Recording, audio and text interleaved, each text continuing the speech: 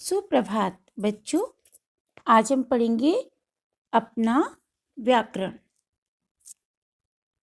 अपना व्याकरण के अंतर्गत आज हम पढ़ेंगे कहानी लेखन।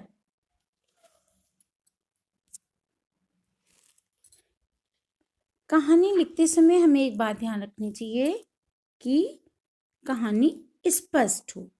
आज हम पढ़ेंगे नकल करना बुरा है। चित्र में आप देख रहे हो किसी पहाड़ की ऊंची चोटी पर एक बाज रहता था। पहाड़ की तराई में बरगद के पेड़ पर एक कौवा अपना घोंसला बनाकर रहता था। वह बड़ा चालाक और धूर्त था, यानी दुष्ट था। उसकी कोशिश सदा यही रहती थी कि बिना मेहनत किए खाने को मिल जाए। तो कौवा बहुत दुष्ट था, सोचता था मैं मेहनत ना करूं और मुझे खाने को मिल जाए। तो पेड़ के आसपास खोह में खरगोश रहते थे, वहीं आसपास। ठीक है। तो क्या हुआ कि जब भी खरगोश बाहर आते तो बाज ऊंची उड़ान भरते हुए और एक आध खरगोश को उठाकर ले जाता था। आता और मुंह पर एक आध खरगोश को दबोच के ले जाता था।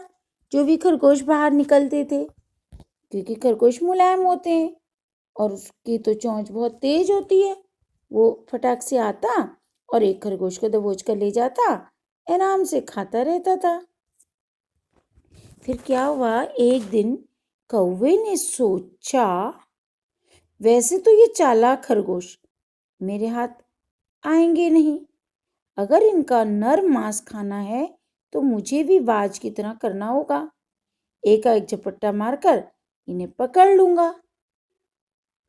भाई बाज तो बड़ा होता है और बहुत तेजी से आता है और उसको झपट्टा मार के ले जाता है, लेकिन कौवा क्योंकि नकल करना चाहता है, वो सोचता है मैं भी बाज की तरह आऊंगा और उठाकर लेके चला जाऊंगा।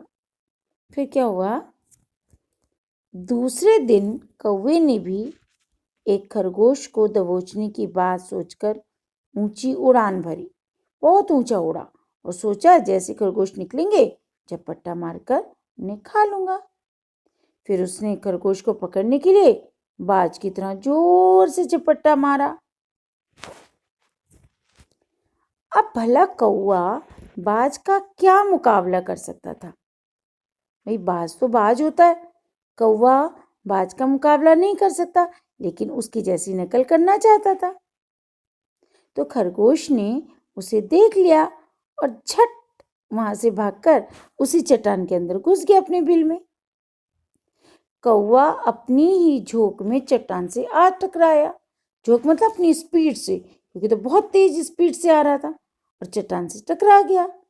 नतीजा, उसकी चोंच और गर्दन टूट गई और उसने वहीं तड़प कर दम तोड़ दिया, क्योंकि वो बाज की तरह नकल करना चाहता था। सोचता था एकदम से हवा में आऊंगा, झपट्टा मारकर ले जाऊंगा, लेकिन ऐसा नहीं हो सका, क्योंकि कौवा कौवा है और बाज बाज है। इसलिए हमें इस कहानी से क्या शिक्षा मिलती है कि नकल करने के लिए भी अक्ल होनी चाहिए। ठीक है। वैसे तो नकल करनी बुरी बात है, लेकिन नकल करने के लिए भी अक्ल का सहारा लेना पड़ता है। धन्यवाद।